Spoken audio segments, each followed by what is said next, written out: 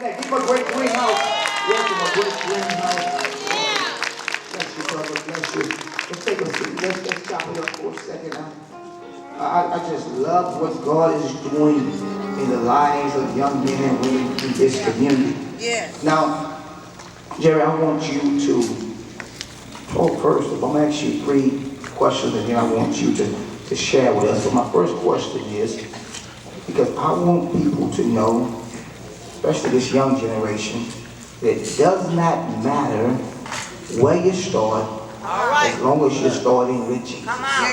So I want you to describe your time at Westfield High School, right next door, and your time at Prairie View A&M to show this generation you don't have to be in a certain neighborhood to get to the right place in life. Yeah, absolutely.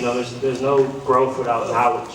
There's no knowledge, wisdom without the Word of God. So everything starts with the Word of God. And I started right here at West High School. Right now, I'm a candidate for Texas State Representative here in District 139.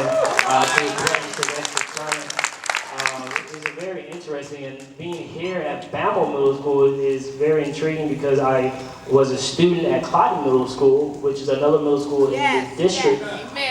So I'm right here from this area. Many people who have seen my yard sign is red and black. And people are saying, you're a Democrat, you're running for the Democratic nomination. Democrats are blue. And I spent time at Texas Southern University in 3rd Ward, and I like 3rd Ward. It's a great community, but I love this community. And that red and black just represents Westfield High School to me. It just represents this community. So it doesn't matter your age or your background or where you come from. If God calls on you to do something, if you're doing it for the right reasons, you can really do something special. Give God some praise. Good job. You have a very strong background, even family background, and your own life story in the sport of baseball. But I don't want to really talk about baseball. I want to talk about life after baseball, because for so many years you put all your eggs in the baseball basket, but God had a different direction. So talk about life after baseball.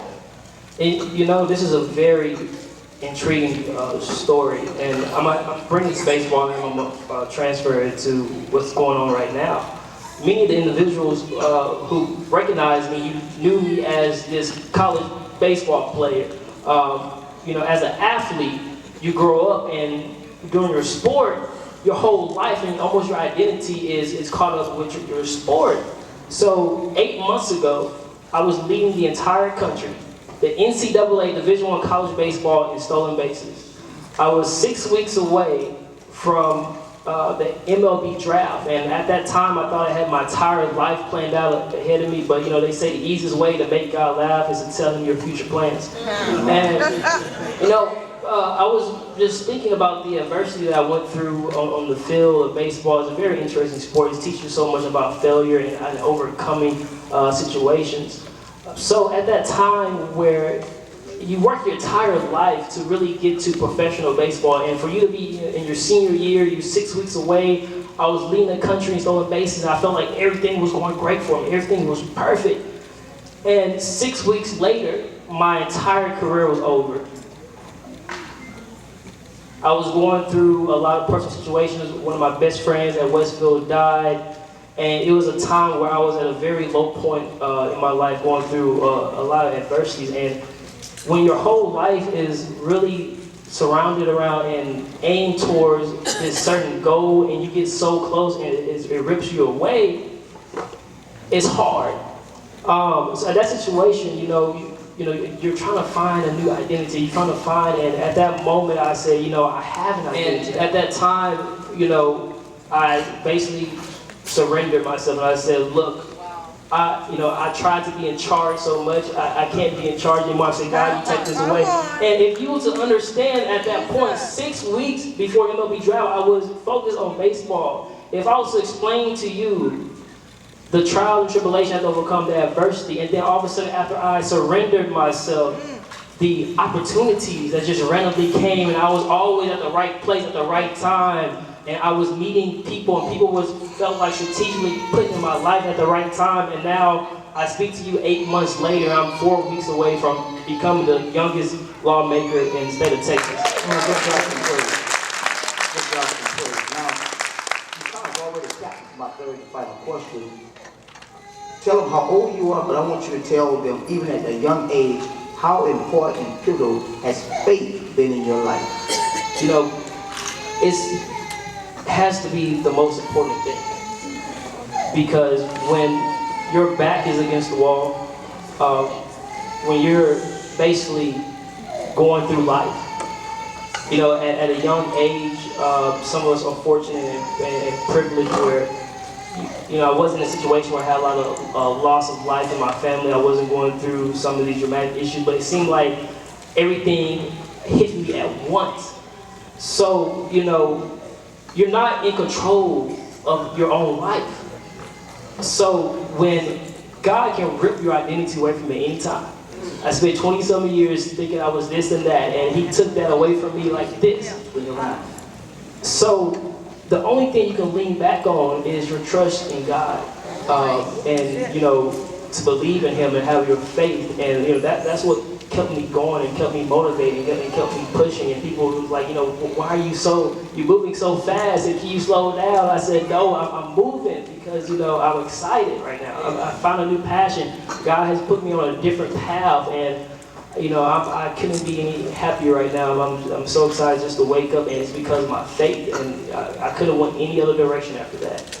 But I'm here right now speaking to you. How many years did then State Representative Sylvester Turner serve in office? 26 years. 26 years. On his 10th anniversary in the legislature, I was graduating from kindergarten. So 26 years. So how old are you? I just turned 23 a couple weeks ago. Springfield School District, Westfield High School, put all of his eggs in a baseball basket. Some things went astray, but now he's positioned to be the youngest state representative in the history of the state of Texas. Amen. He gives faith a great deal of credit for what he's doing. Oh, we can do that next. Come on, give God some praise. The reason I'm bringing these kind of young men before the congregation is because the news media has painted a very dark and bleak image of what it looked like to be young black male in America. I'm going to make sure I keep a different image before this congregation, so the young men and young women in this particular place of worship can have an example of what they can become. So normally when I bring politicians, we do a little chit chat and that's it, but I want you to take the next few minutes and I want you to convince them to go and vote for you. Okay.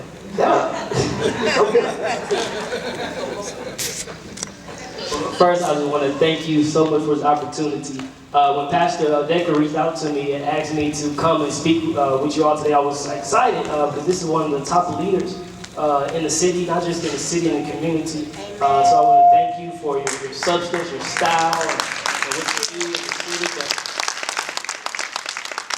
We're somewhat right now moving towards really the end of this chapter when you're looking at the campaign.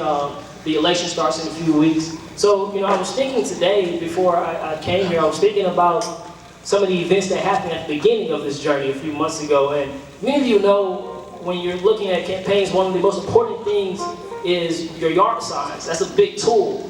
And a few months ago, when I first received my first yard sign in the mail, it said Jerry Ford Jr., big and bold right across. I was really excited, guys. I had my yard sign, Jerry Ford Jr., exciting time for me. So I had a 9 o'clock class at Texas Southern University, and I said, look, after class, this is what I'm going to do. I wasn't going to tell anybody. I was just going to go to North Houston after class, and I was going to knock on 1,000 doors. I was going to walk all by myself, but you know, I realized really soon that knocking on 1,000 doors wasn't really conducive to even the legs of a 22-year-old. But I was knocking on these doors. I was talking to residents. I was talking to them about different issues. You know, especially right here at Bama Middle School, here in Spring ISD, in the state of Texas. You know, our teachers are getting paid $7,000 to $8,000 less than the national average. SAT score is 46 in the nation, and we're one of the worst at funding our schools, which is a big issue. So I'm walking around the neighborhood and I'm talking to residents about these different issues, and it was around the time where the younger kids was coming home from Bama and from Westfield, and I was walking up to this house. And I heard this noise in the background, and I recognized that noise from anywhere. It sounded like my little cousin. Seemed like it was some kids who was acting really bad, causing some havoc.